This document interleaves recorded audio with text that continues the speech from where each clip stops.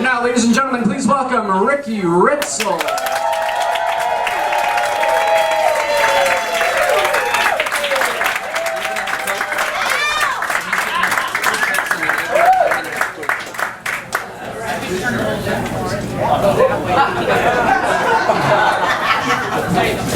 All right.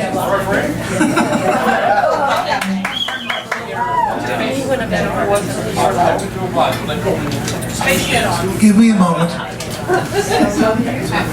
think. Am I still here? Don't need that.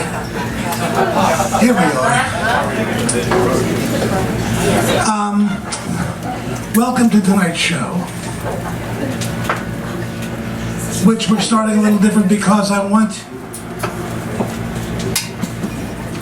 to dedicate this show to a pillar of Broadway. Is this a clue?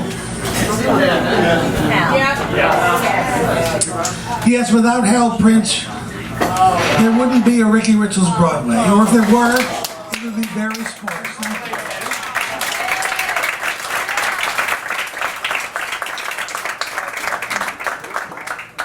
you. Involved with 66 Broadway productions over almost 70 years, nominated for 38 Tony Awards and winning 21.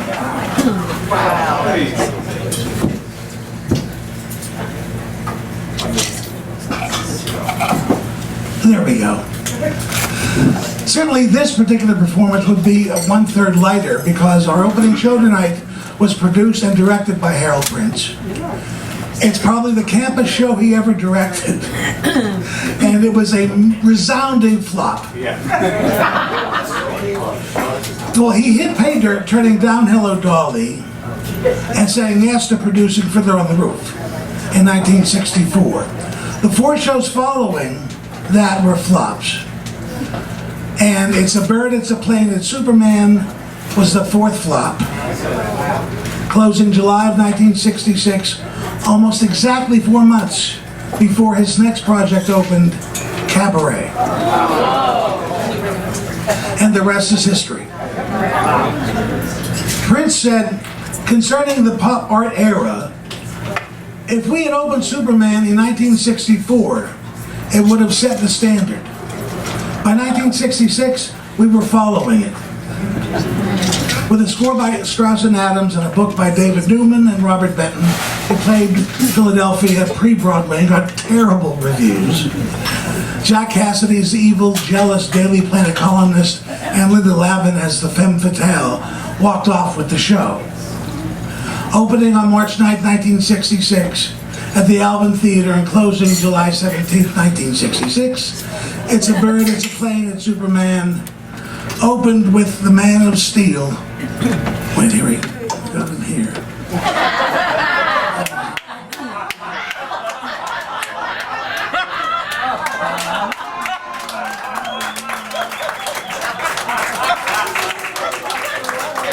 Flying by Lopinto.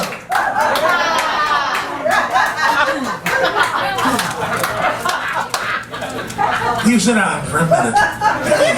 You stay there. The man is still summing up what he does. Please welcome the wonderfully typecast John Satra.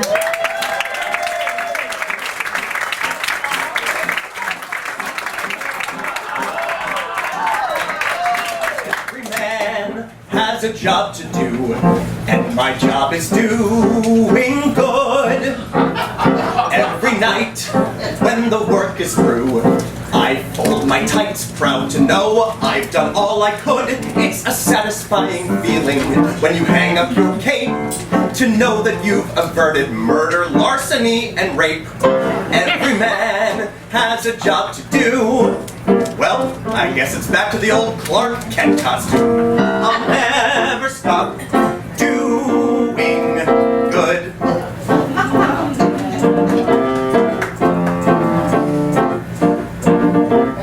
Other men have their work to do, but as for me, I will have not one job but 2. This disguise is really wonderful, for who'd have guessed that underneath this white shirt is a great big red S. Every man has a job to do.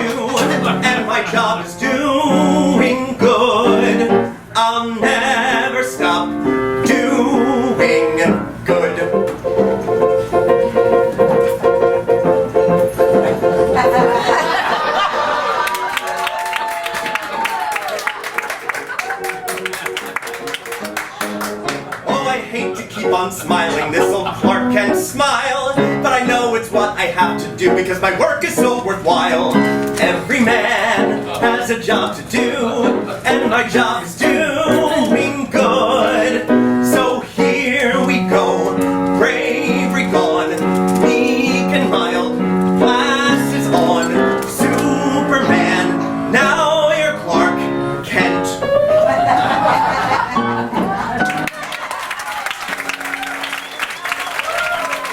John Zucker.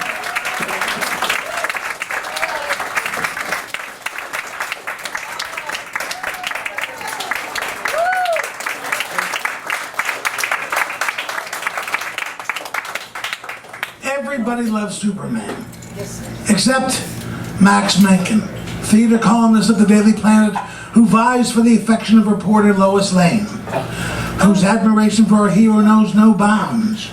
Here to express that admiration is the ever admirable Tara Martinez.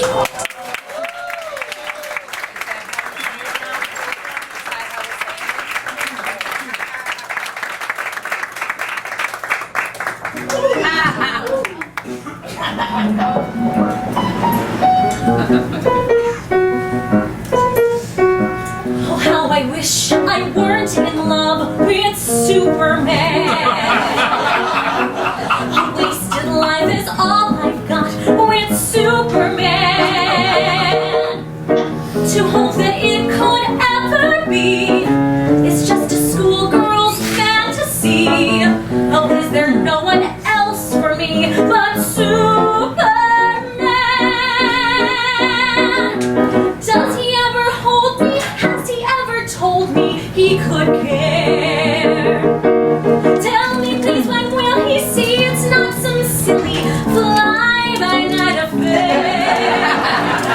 That I should find myself another man, someone to give my love to like I know I can. A homey type who will stay around, a guy with both feet on the ground. Until he comes, my heart is bound to Superman.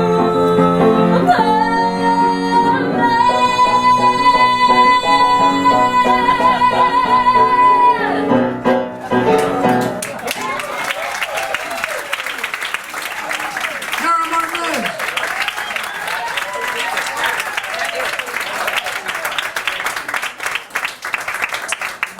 Another Daily Planet employee is Max's alluring secretary, Sydney. She's a big-time crush on reporter Clark Kent, unaware of his alter ego. Now, catching him alone, she sums up his improvable qualities. And please welcome the ultra-alluring Tanya Moberly.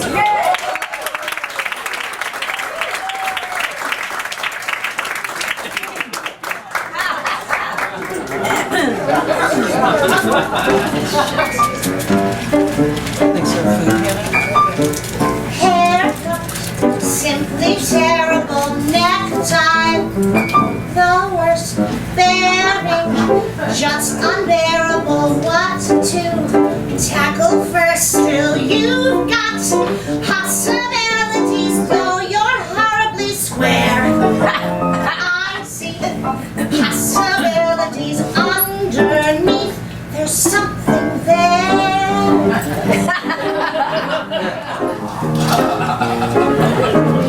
Collar, your Peoria, that hat. Oh no, I'm not Queen Victoria. This suit has to go. Still, you've got possibilities. Let us give it a try. I see possibilities, maybe more than meets the eye. Don't back away. Come on, unbend. Why can't I be your little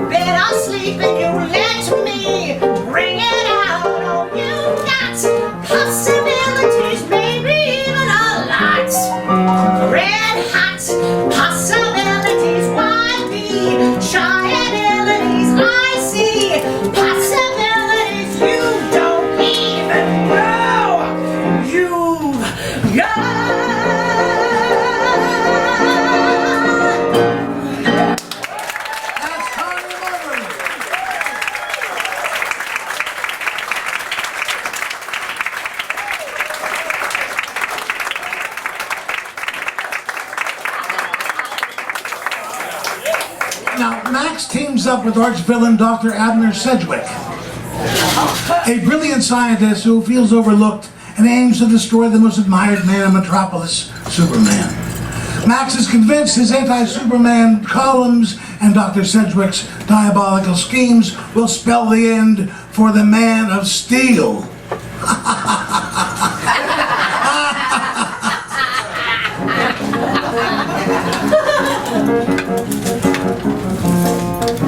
So long, big guy, it's tough to say goodbye. So long, big guy, here's in your x-ray eyes.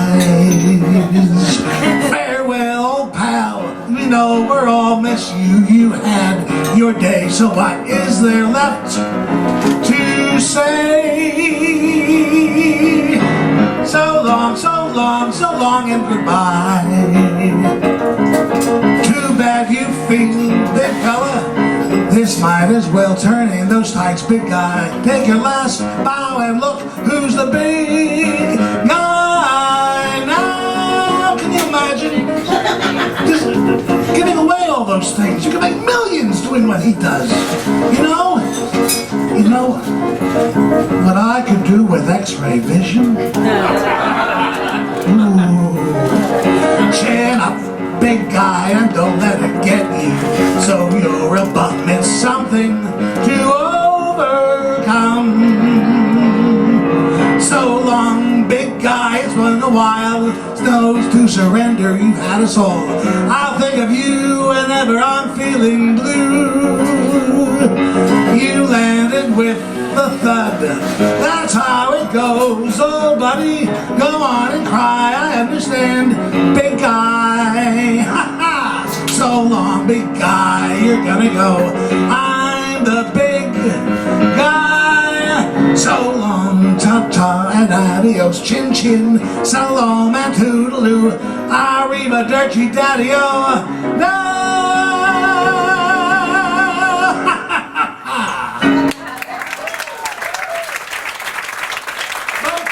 Dr. Sedgwick are foiled by Superman.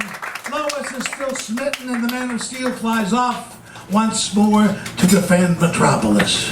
Change card. Oh.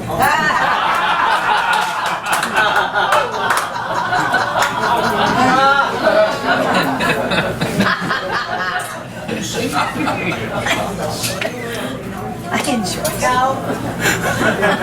You might be in the audience.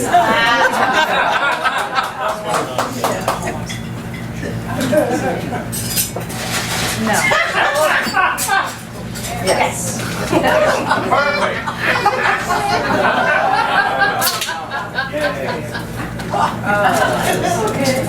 Nice.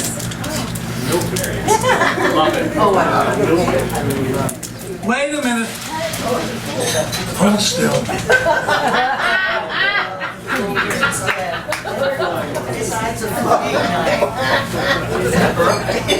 Talk amongst yourselves. Mary Martin, get ready.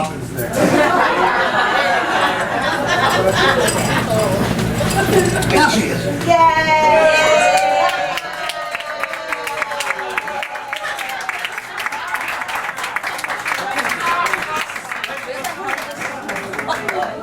So funny. Wait till you see what we have flying for the king and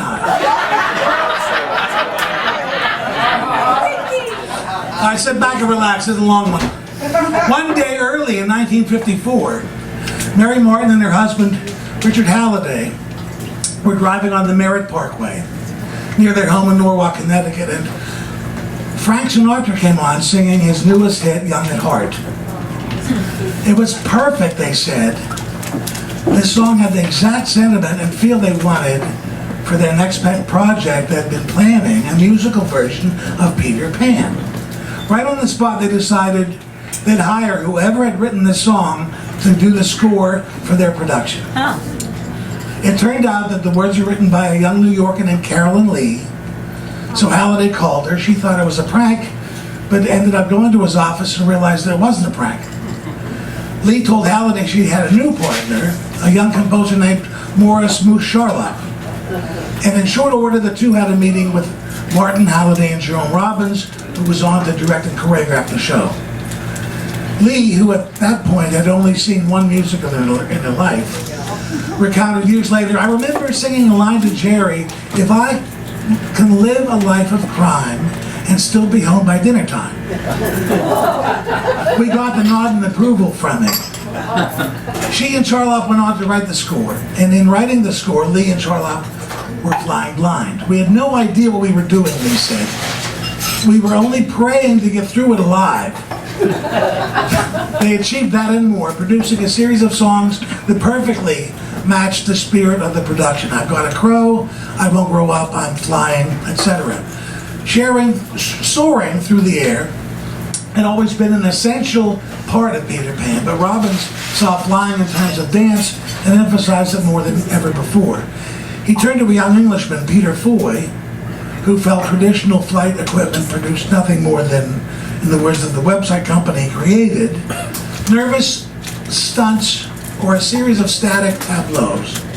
For this production, by contrast, he strived to create flying sequences that looked natural, coordinated the actors' movements, and could smoothly be integrated into the play's storyline. Despite all the talent involved, the show opened in San Francisco to bad reviews. Variety deemed the prospect of a Broadway production debatable and the music indifferent. In its present form, it would be a little difficult for anyone deciding they needed to transform Peter Pan from a play with music to a full-fledged musical. The production team invited 3 veteran songwriters to come to San Francisco and look at the show: Condon and Green and the composer Julie Stein. The trio agreed the show could use some more songs and they could supply them. However, Condon and Green had only 8 days to work because they had to get back to Hollywood to continue work on It's Always Fair Weather. The show opened in Los Angeles in August to better reviews, and then it was on to New York, where the tweaking continued. As time went on, the beauty and rightness of the songs, especially Charlotte and Lee's original scores, became apparent to all who had heard them. According to the singer Sandy Stewart, who was later married to Charlotte, Richard Rodgers sat in on a rehearsal one day and said to the young composer, "You haven't written a score, you've written an annuity." On October 20th, 1954, Peter Pan with Martin as Peter opened on Broadway to an enraptured audience and rave reviews. Peter Pan was the first Broadway production where the actors' voices were amplified through portable microphones. Except tonight. Several months later, NBC broadcast the production live on television. It was an even bigger sensation, attracting 65 million viewers. Wow. To this day, it's still the 4th biggest audience of all time for a scripted TV show. Now, the show opens as the Darlings are putting their children to bed before a night out. Their dog, Nana, keeps watch over them because the week before, she almost caught a boy in their room. But he flew out the window, leaving a shadow, which Mrs. Darling had stashed in a drawer. The children fall asleep and Peter Pan, Tinkerbell once again enters the room to retrieve his shadow. He finds his shadow but can't seem to reattach it and cries out in frustration, waking up the eldest girl, Wendy. She helps mend his shadow and he's overjoyed. Please welcome the forever playful and lighter than air, Meg Flather.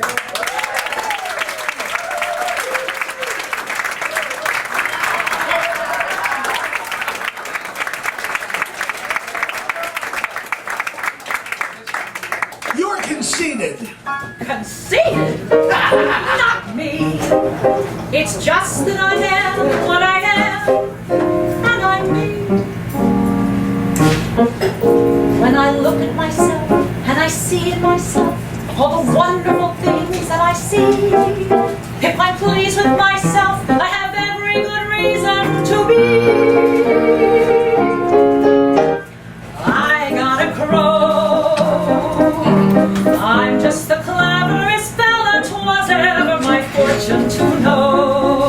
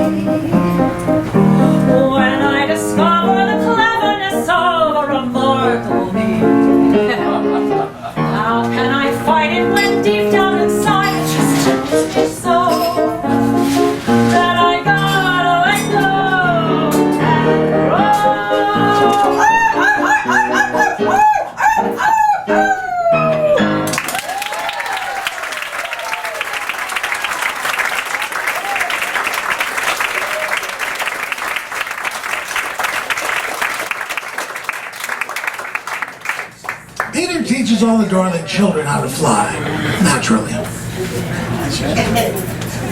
And they're off to Neverland, where Peter lives with his troop of lost boys. Peter's nemesis, though, Captain Hook and his pirates, are lurking about. But the crocodile that took Hook's hand is ever constantly scaring them off. One of the boys mistakes a flying Wendy for a bird and shoots her with a bow and arrow. They take her in the house to recover, meet the Darling brothers, and are so excited that Wendy will become their mother.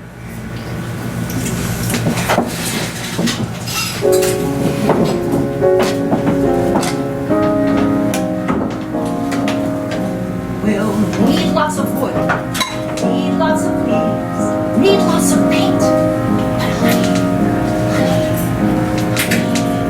Hush, hush. Let's be quiet as a mouse and build a lovely little house for Wendy.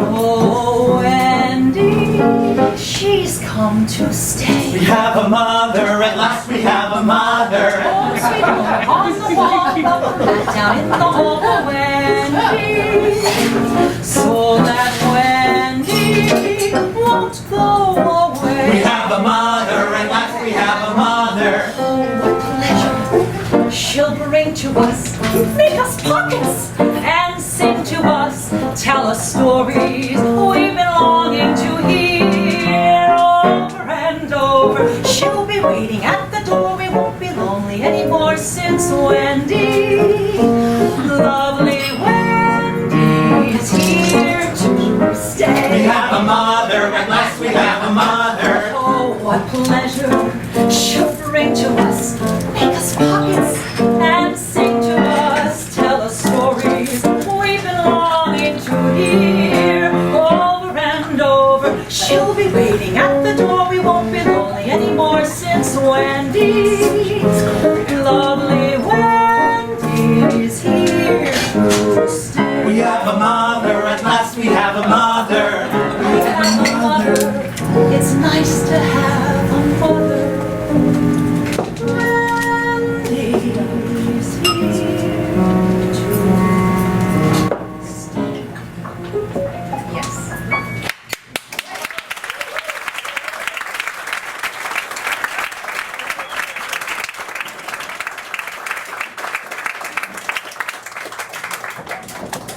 The Darlings settle in, meet Tiger Lily and the Indians, and explore the forest where Peter and the boys proclaim their motto. Lesson 1 for today. Ready, Peter.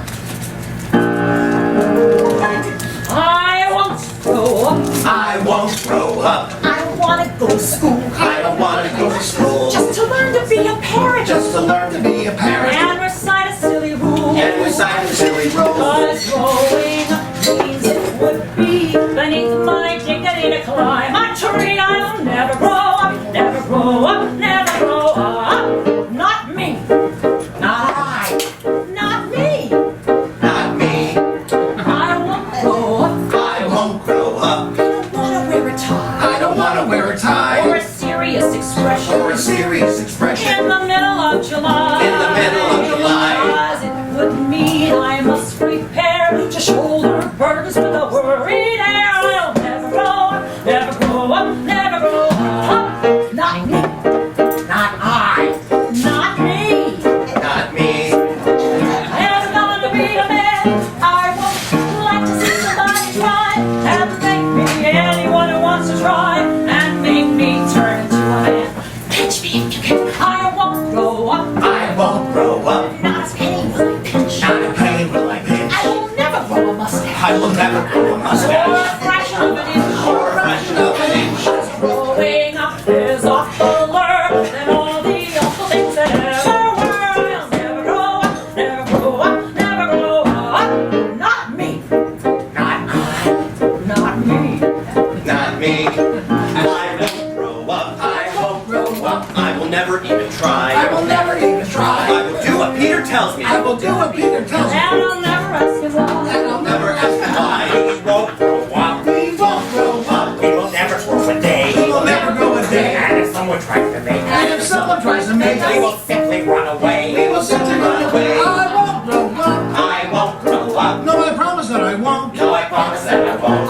stay a boy forever. I will stay a boy forever. And be banished If I don't, I'll be banished if I don't. Cause Neverland will always be the home of youth and joy and liberty.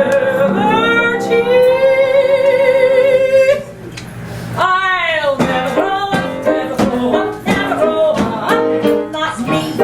Not I. No.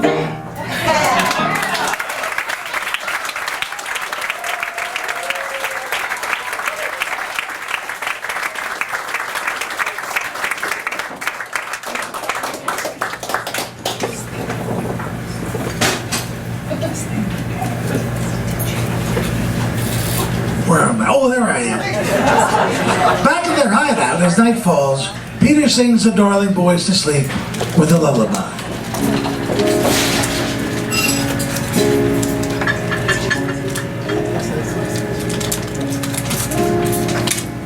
Once upon a time and long ago,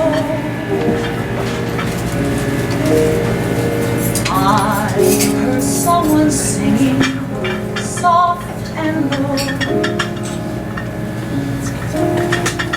Now, when day is done and night is near, I recall this song I used to hear. My child, my very own, don't be afraid, you're not alone. Sleep unto the dawn, for all is well.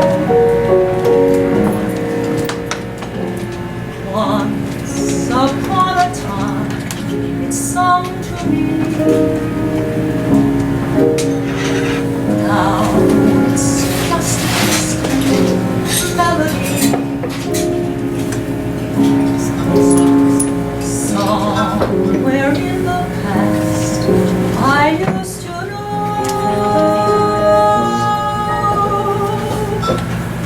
Once upon a time,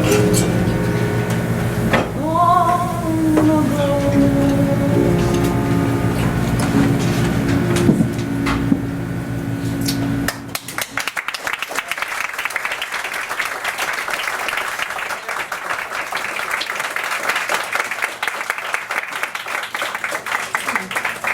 Now, despite guarding by the Indians, Captain Hook tricks the Lost Boys and captures them with the darlings, but not Peter. Tinkerbell is almost poisoned. Everyone believes in fairies.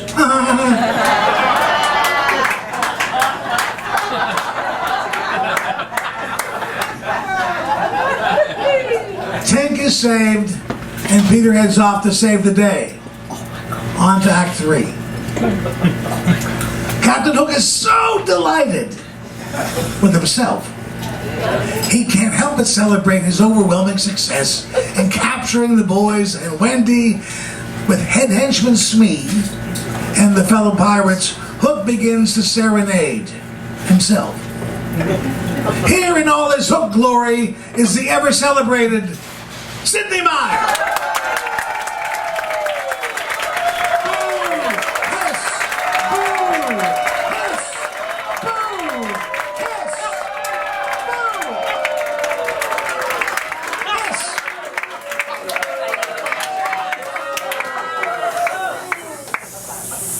I have reached my peak. I am the greatest villain of all. Who is Bluebeard? Nobody! Who is Nero? Nobody! Who is Jack the Ripper? Nobody! Who's the slimiest swine of them all? Captain Hook! Captain Hook! Who's the dirtiest dog in this wonderful world? Captain Hook! Captain Hook! Master of villainy, murder and loot, ready to kill any who says that my Hook isn't cute. It's cute! Again, It's cute! who's the slimiest rat in the pack? Captain Hook! Captain Hook! Who's unlivable, You! unlovable, You! whose existence is so unforgivable, You! who would stoop to the lowest and meanest of tricks in the ball. Slimy, slimy, Captain Hook.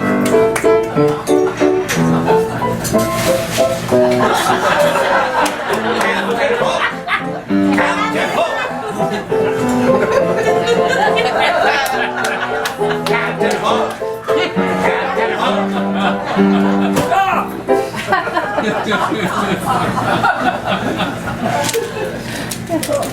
They say when little children play Peter Pan, the strongest one always chooses to be Peter. And they make the baby Hook.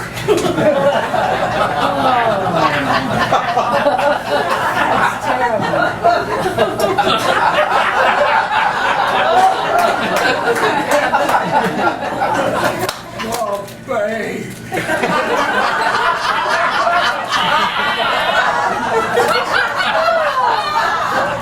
No! Bicarbonate of soda? No! Who's the swiniest? You! Who's the dirtiest? You! Who's the doggiest? You! Who's the creepiest creep in the book? Captain Hook! Captain Hook! Who's dispensable? You! Reprehensible? You! Whose behavior is just irrepressible? You! Who's the crawlingest, cruelest, crummiest, crookedest fraud? What a prize! What a joy! Mrs. Hook's little baby boy! The scourge of the sea!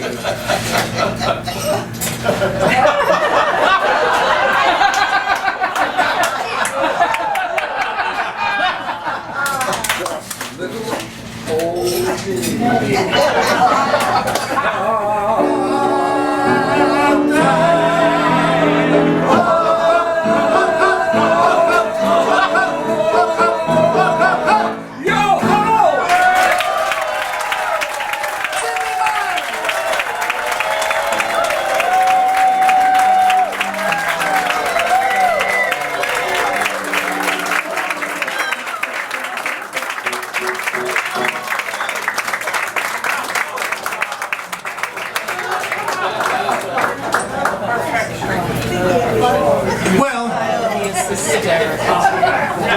Peter, with the help of Tiger Lily and the Indians, saved the day. Back in London, the Darlings await their children's return, which they do, with the Lost Boys, who the Darlings agree to adopt. Wendy vows to wait for Peter's return, which he does many, many, many years later. Wendy is now the mother of a girl, and she cannot possibly go with Peter. But he sings to her daughter Jane, and she flies off with him. Once again, Meg Flather.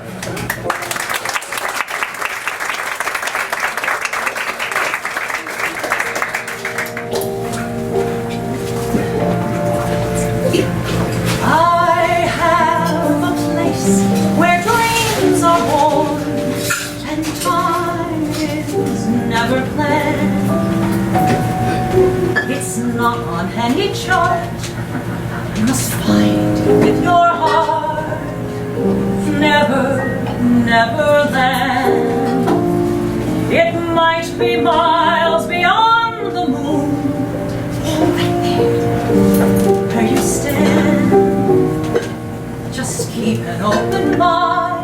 and then suddenly you'll find Neverland. You'll have a treasure if you stay there, more precious far than gold. For once you have found your way there, you can never grow old. And that's my home where dreams are born and time is never planned. Just think of lovely things and your heart will fly on wings forever in Neverland.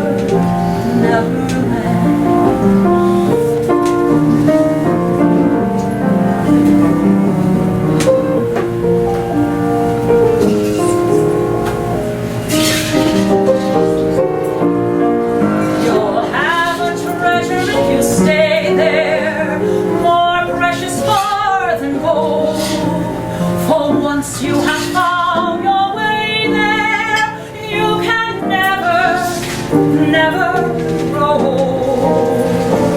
Then come with me where dreams are born and time is never planned. Just think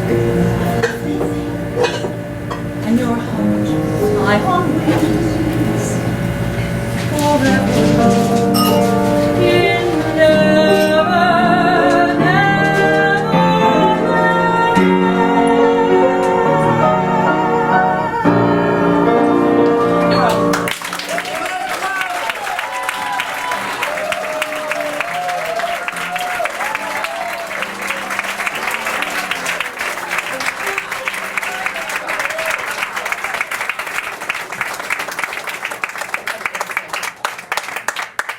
Before we move on to our final show, I have a few thank yous to make. Everyone here, don't tell Mama. Thank you very much. Sidney Meyer for the use of the hall. Thank you. Adam on lights and sound. Thank you very much. Your wait staff, Lorinda and Randy. This miraculously talented cast. Thank you very much. Jay Rogers for coming in and moving us around. Thank you very much. And thank you all for coming out tonight and kicking off your Labor Day weekend with us. Remember, September show is Friday, the 27th of September at 7. We'll be featuring songs from Knickerbocker Holiday, Girl Crazy, and Juno, and Change Card.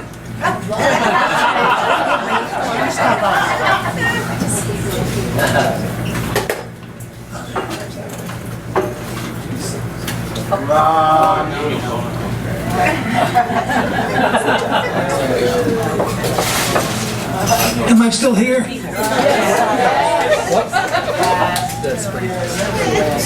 Theatrical attorney Fanny Holtzman was looking for a part for veteran leading lady Gertrude Lawrence and realized Margaret Landon's book about Anna Leonowin's life as the English teacher to the children of the court of the King of Siam in the mid-19th century would provide an excellent vehicle. She contacted Rodgers and Hammerstein, who didn't think it was a good idea at all, but agreed to do it. John Van Druten was to direct, and Jerome Robbins to choreograph. Gertrude Lawrence was Anna. The lesser roles slowly came together, but who, I say, will play the King of Siam? They wanted a theatrical star and tried for Rex Harrison, who played the king in the movie, Noel Coward, and Alfred Drake. Mary Martin suggested a fellow cast member from the 1946 musical Lute Song. Richard Rodgers remembered the audition very well. They told us the name of the first man. He came out with a bald head, sat cross-legged on stage, had a guitar and hit his guitar one whack, and gave out this unearthly yell, and sang some heathenish sort of thing. And Oscar and I looked at each other and said, well, that's it.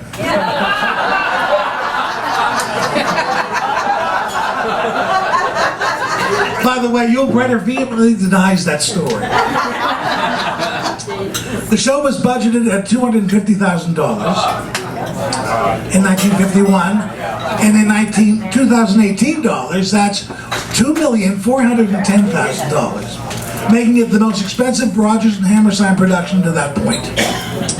After tryouts in New Haven and Boston, The King and I opened March 29, 1951 at the St. James Theater, and on August 16, 1952, following a matinee, Gertrude Lawrence fainted and was admitted to New York Presbyterian Hospital, where 3 weeks later she died, and an autopsy revealed she had liver cancer.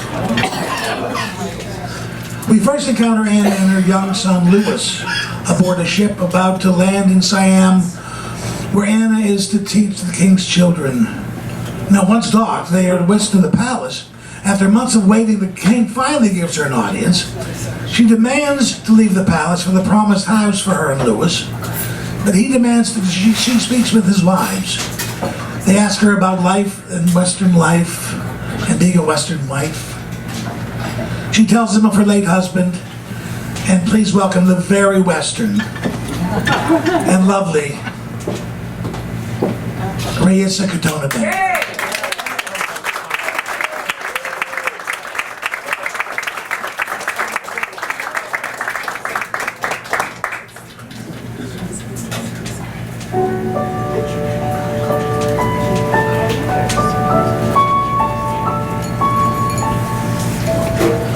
When I think of Tom, I think about a night when the sky smells of summer, when the sky was streaking bright, and the soft mist of England is sleeping on a hill. I remember this, and I always will. There are two lovers now on the same silent hill, looking on the same blue sea. And I know Tom and I are a part of them all, and they're all a part of Tom and me.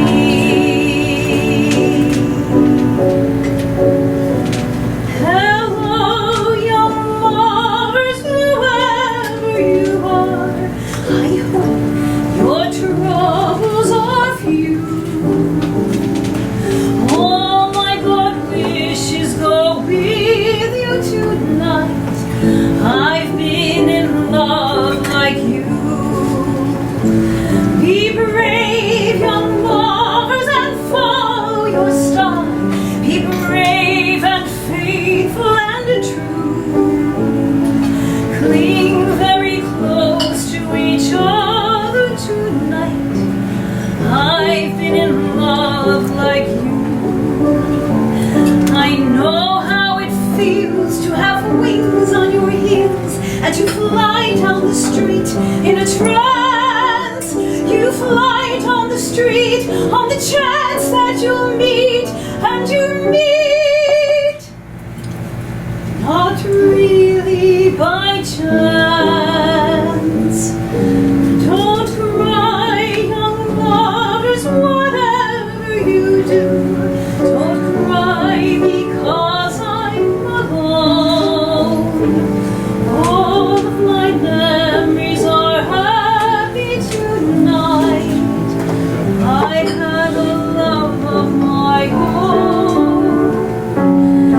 I've had a love of my own, like yours. I've had a love of my own.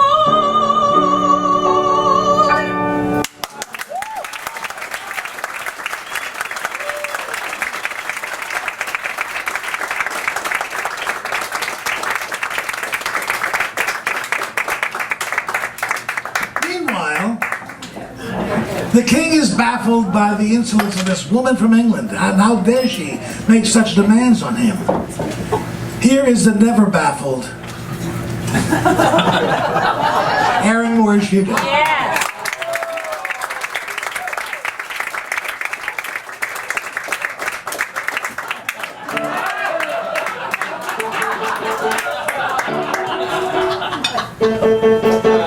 When I'm was a boy, the world was better smart.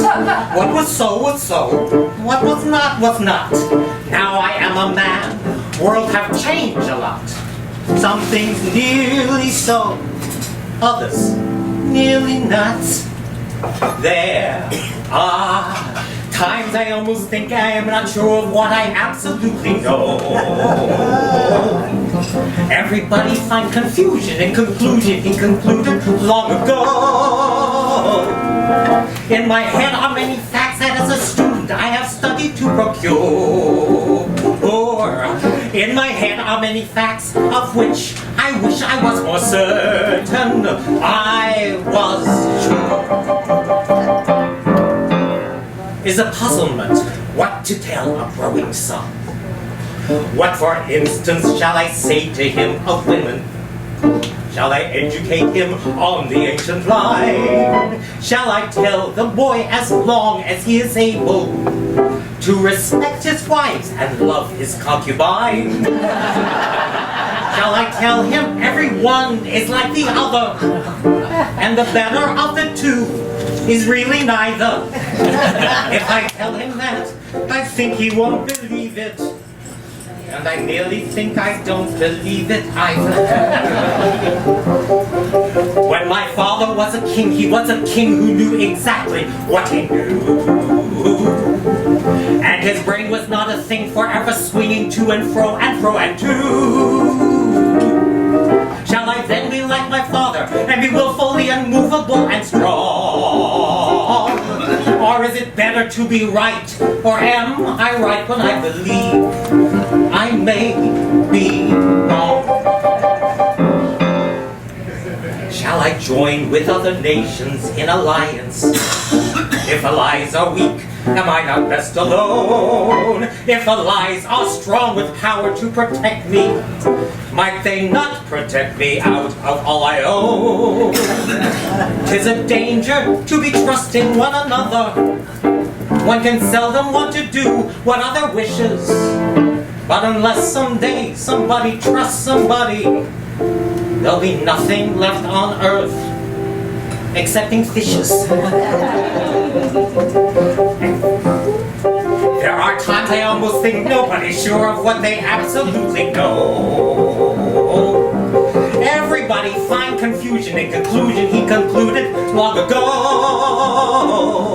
And it puzzled me to learn that though a man may be in doubt of what he knows, very quickly he will fight. He'll fight to prove that what he does not know is so.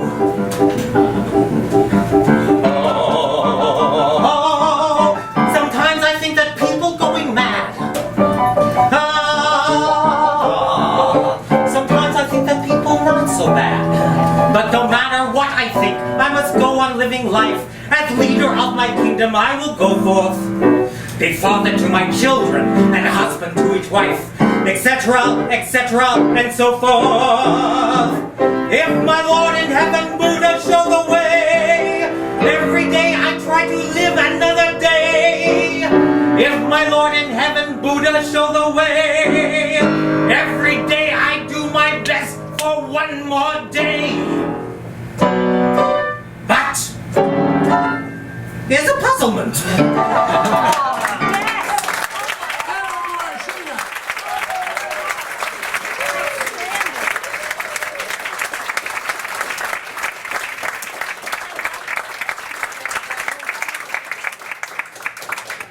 Anna continues to teach her children as well as the wives, and when she shows them a map of the world, they are amazed at how small Siam is.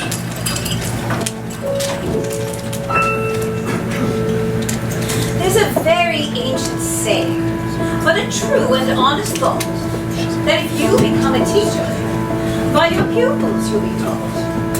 As a teacher I've been learning, you'll forgive me if I boast, but I've now become an expert on the subject I like most.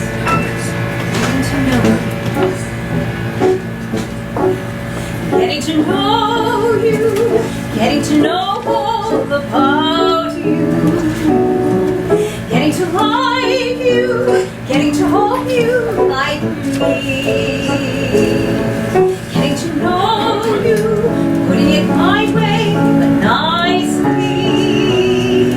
You are precisely my cup of tea. Getting to know you, getting to feel free and easy. When I am with you, getting to know what to say. Haven't you noticed someday I'm bright and breezy because of all the beautiful and new things I'm learning about you day by day. Everybody, getting to know you, getting to know all about you. Oh, that's splendid. Getting to like you, getting to hope you like me. Getting to know you, putting it my way, but nicely. You are precisely my cup of tea. Sway! Getting to know you, getting to know and easy.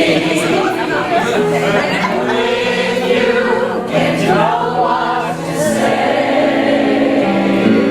Haven't you noticed suddenly I'm bright and breezy because of all the beautiful and new things I'm learning about you day by day.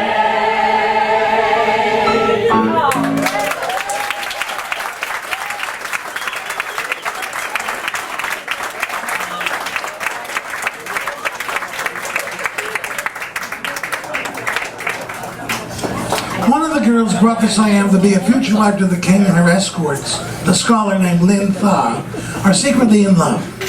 Please welcome back the ever above board Tara Martinez and John Satra.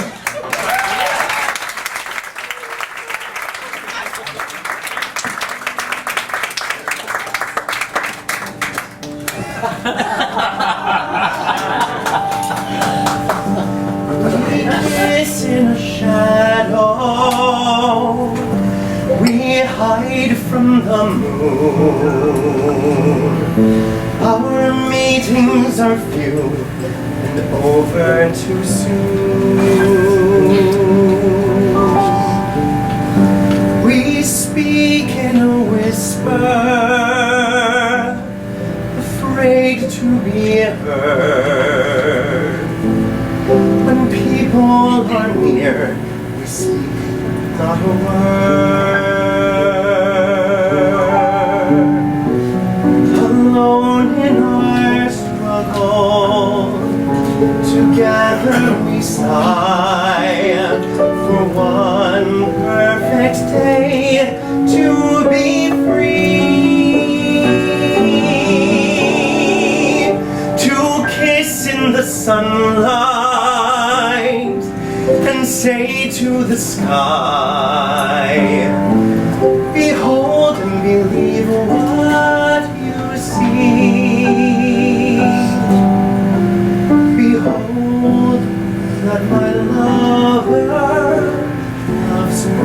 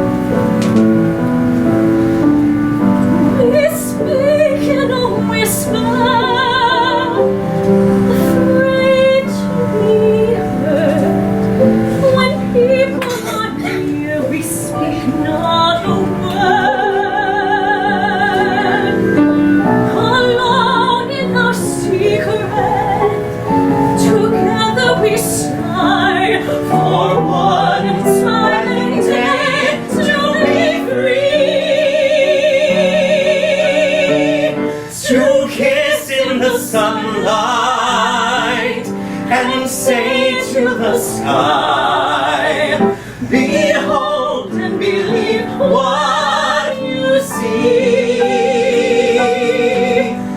Behold, thou my lover loves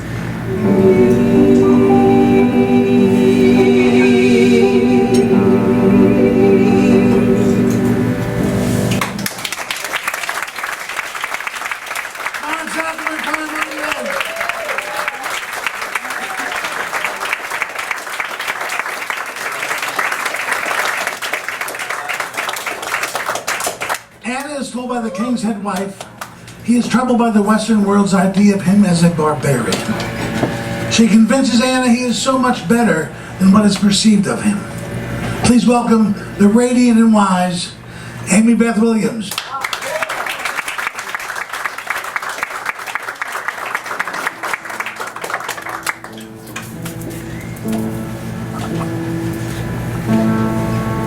This is a man who thinks with his heart. His heart is not always wise. This is a man who stumbles and falls.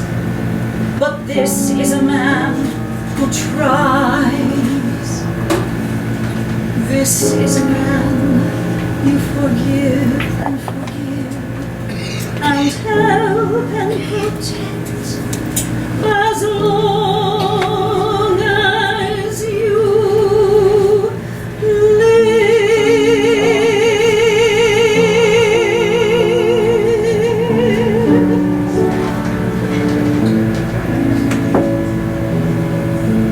He will not always say what you would have him say, but now and then he'll say something wonderful. The thoughtless things he'll do will hurt and worry you. Then all at once he'll do something wonderful. He has 1,000 dreams that won't come true. You know that he believes in them, and that's enough for you. You'll always go along, defend him when he's wrong, and tell him when he's strong he